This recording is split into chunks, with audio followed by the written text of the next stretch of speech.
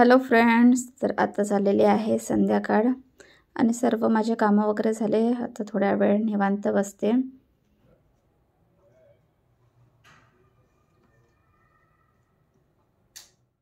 इवांशीला माहिती नाही काय झालं, ती रडत आहे, तर बघते तिला. तर आता तशी पण बेबीची झोपायची वेळ झालेली आहे, तिला आता झोपवून देते आणि संध्याकाळचा चाय बनवते. मिस्टर काम करत आहे आणि सोबतच त्यांना खायसाठी मेथीची मटरी बनवून देणार आहे.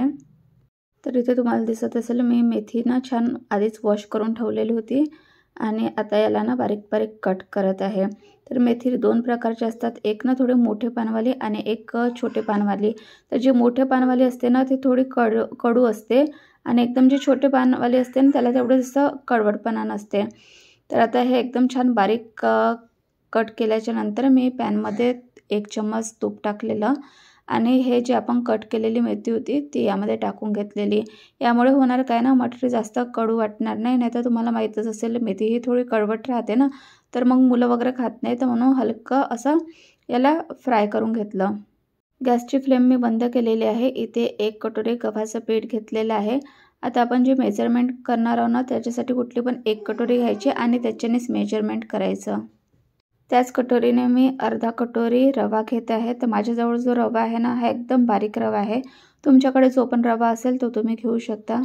आता इथे मी अर्धा चम्मच जिरं टाकलेलं, अर्धा चम्मच सौंफ टाकलेला आहे.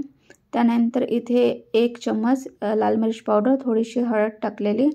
इथे आमचूर पावडर टाकलेला आहे मी 1 चम्मच किंवा अर्धा चम्मच, तुम्हाला जसं वाटलं तसं टाकू शकता. त्यानंतर इथे मी घेतलेला आहे ओवा, तर हा अर्धा चम्मच ओवा घेतलेला. त्यानंतर गुळाचा पावडर घेतलेला 1 चम्मच आणि इथे चवीपुरतं मीठ घेतलेलं आहे. आता हे छान मिक्स करून घेतलेलं. त्यानंतर 1 चम्मच सफेद तीळ आणि 1 चम्मच काळे तीळ घेतलेले. त्यानंतर इथे मी 3 चम्मच तूप टाकत आहे. आता हे सर्व जसं आमचूर पावडर वगैरे टाकलं ना, आमचूर पावडर त्याच्यानंतर गूळ, त्याच्यामुळे आपली मटरी ना थोडी आंबट, गोड आणि तिखट अशा प्रकारे वाटेल आणि ही ना खायला खूप छान वाटते. आता हे छान मिक्स करून घ्यायचं आहे. तूप जे आहे हे सर्वत्र चांगलं लागलं पाहिजे आणि असं ना गोळा बनते का हे बघायचं. छान जर गोळा बनला, म्हणजे खूप जास्त मूठ दाबायची गरज नाही, हलक्या हाताने जर मूठ दाबल्याबरोबर छान गोळा बनत असेल तर आपले कणिक हे परफेक्ट आहे. त्यानंतर आता इथे मी जे आपण मेथी थोडी फ्राय केली होती ना ते यामध्ये टाकून घेत आहे. आता हे सर्व छान मिक्स करून घ्यायचं आणि आता आपण याची कणिक मळून घेऊ. तर कणिक मळताना इथे थोडी आपल्याला कडक कणिक पाहिजे, जशी आपण डेली चपातीसाठी बनवतो तशी नाही पाहिजे. कारण आता हे आपण फ्राय करणार आहोत, तर आपली जी मटरी आहे ही एकदम खस्त झाली पाहिजे. यासाठी म्हणून हे जे कणिक आहे हे थोडं कडक भिजवायची. आणि जर कणिक ही कडक असली ना मळलेली, तर जेव्हा आपण मटरी फ्राय करतो तर ती जास्त ऑइली होत नाही. तर छान अशी मी कणिक मळून घेतलेली आहे. कणिक जर आपली खूप नरम असली ना तर जी मटरी बनेल ना तर त्यामध्ये खूप जास्त ऑइल होतं. तर म्हणून अशी एकदम कडक कणिक पाहिजे. हे बघा तुम्हाला दिसत असेल, ही कडक छान अशी मी गुंथलेली आहे. याला थोड्या वेळासाठी रेस्ट करायसाठी ठेवते. तर इथे आता साठा बनवत आहे. तर इथे मी 2 चम्मच कॉर्नफ्लॉवर घेतलेलं आहे आणि 2 चम्मच तूप घेत आहे. तर आता हे छान मिक्स करून घ्यायचं, म्हणजे आपला परफेक्ट साठा बनवून तयार होईल. आणि जेव्हा आपण मटरीमध्ये हे साठाचा वापर करतो ना तर जी मटरी बनते ही खूप जास्त खस्ता बनते. आता रवा पण छान फुललेला आहे. तर आता हे छान परत मळून घेत आहे. यामध्ये आता पाणी वगैरे मी काहीच टाकणार नाही आहे.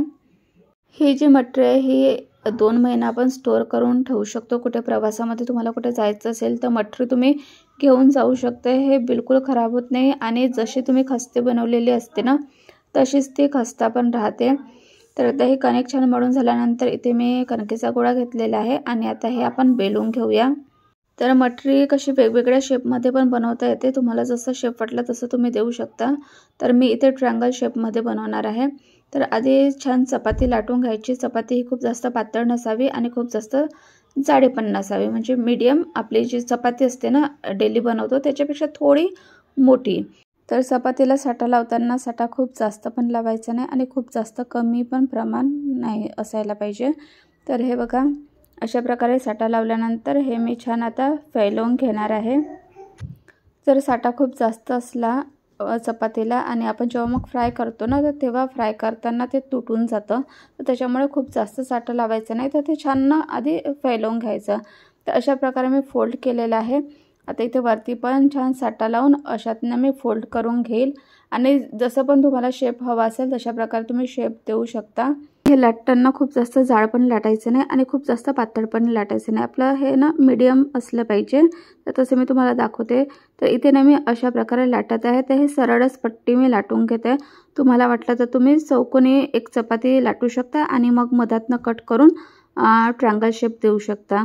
तर मी इथे अशी लांब पट्टी बेलून घेतलेली आहे. तर ही मीडियम साईजचीच आहे. त्यानंतर जे साईडचं आहे ते मी कट करून घेते, म्हणजे आपले जे शेप बनेल ना ते परफेक्ट बनेल आणि दिसायला पण छान दिसेल. तर अशा प्रकारे मी ट्रायंगल शेपमध्ये कट करत आहे. तुम्हाला वाटलं तर इथेच तुम्ही सरळ पट्ट्या पण कट करून ते पण फ्राय करू शकता किंवा चौकोनी शेपमध्ये पण कट करू शकता. जसं पण तुम्हाला योग्य वाटेल तशा प्रकारे तुम्ही करू शकता. तर आता इथे जे एक्स्ट्रा साईडचे आहेत ते मी साईडने करून घेईल आणि याला ना आता आपण फोकने असे होल करून घेऊया, म्हणजे हे फुलले नाही पाहिजे. जर फुलेल तर खस्ता बनणार नाही आणि अशा प्रकारे होल केलेले असले तर हे फुलत पण नाही. तर हे बघा अशातने मी बाकीचे पण बनवून घेईल. तर इथे पॅनमध्ये आता तेल घेतलेलं आहे. तेल छान गरम झालं की आपण फ्राय करून घेऊ. तर कमी आचमध्येच आपल्याला हे फ्राय करायचं आहे. खूप जास्त एकदम हाय फ्लेमवरती नाही करायचं आहे, नाही तर मग हे ना जळतील आणि जळल्यानंतर हे याची टेस्ट ना तेवढी चांगली वाटणार नाही. तर कमी फ्लेमवरतीच हे फ्राय करून घ्यायचं. आणि हे बघा मस्त असे आपले मटरी तयार झालेले आहे. तर असेच मी बाकीचे पण फ्राय करून घेईल. जेव्हा आपण तेलामध्ये कुठली वस्तू फ्राय करतो तर आपलं जे ऑइल असतं ते खूप खराब होऊन जातं. तर अशा वेळेस हे ऑइल कशा प्रकारे स्वच्छ करायचं तर ते पण मी सांगेल. एकदम इझी पद्धत आहे. तर हे बघा अशा प्रकारे सर्व मटरी मी फ्राय करून घेतलेली आहे आणि तुम्हाला दाखवते की मटरी नेमकी झाली कशी आहे. तर ही ना झटपट पण बनते आणि खायला खूप छान वाटते चायसोबत वगैरे, किंवा तुम्ही स्नॅक्स म्हणून हे खाऊ शकता. मुलांना पण अशातनं मटरी तुम्ही देऊ शकता. एक ते हेल्दी पण आहे. मुलं जर अशी मेथीची भाजी वगैरे खात नसेल तर तुम्ही अशा प्रकारे मटरी बनवून मुलांना देऊ शकता. आणि हे बघा किती खस्ता झालेली आहे.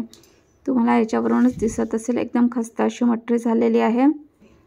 तर इथे जे आपण तूप टाकलेलं होतं ना तर ते तुपाचं प्रमाण बरोबर असल्यामुळे इतकी खस्ता झालेली आहे.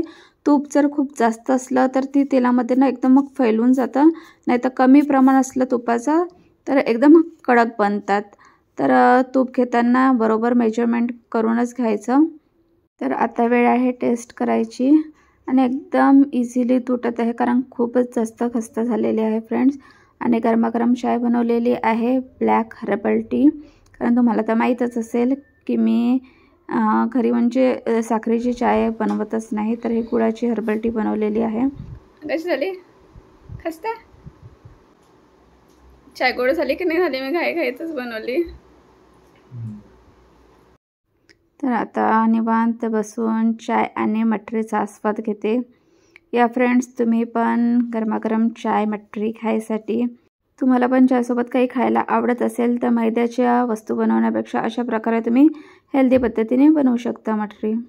तर इथे बघा ऑइल खूप जास्त खराब झालेलं आहे, तुम्हाला दिसत असेल. तर आता हे कसं क्लीन करायचं तर इथे मी चाळणी घेतलेली आहे आणि याच्यावरती अशा प्रकारे कॉटन ठेवून द्यायचं. अशा प्रकारे तेल जर गाळून घेतलं ना तर खाली जे ऑइल येत आहे ते एकदम शुद्ध असतं. कारण इथे कॉटन असल्यामुळे सर्व ऑइलमधलं जे पण काही पार्ट्स वगैरे आहेत ना ते सर्व कॉटनमध्ये येऊन जातात. तर हे बघा मी छान असं गाळून घेतलेलं आणि आता हे जे कॉटन होतं त्यामध्ये पण भरपूर ऑइल होतं. तर अशा प्रकारे छान दाबून ऑइल काढून घेतलेलं आहे. हे बघा एकदम स्वच्छ असं तेल तुम्हाला दिसत असेल आणि कॉटनमध्ये पण भरपूर जे पार्ट्स ऑइलमधले होते ते निघालेले आहेत. तर हे बघा तुम्हाला दिसत असेल. तर ऑइल बिलकुल आपलं वेस्ट गेलेलं नाही आहे. तर हे बघा तुम्ही पण अशा प्रकारे करू शकता.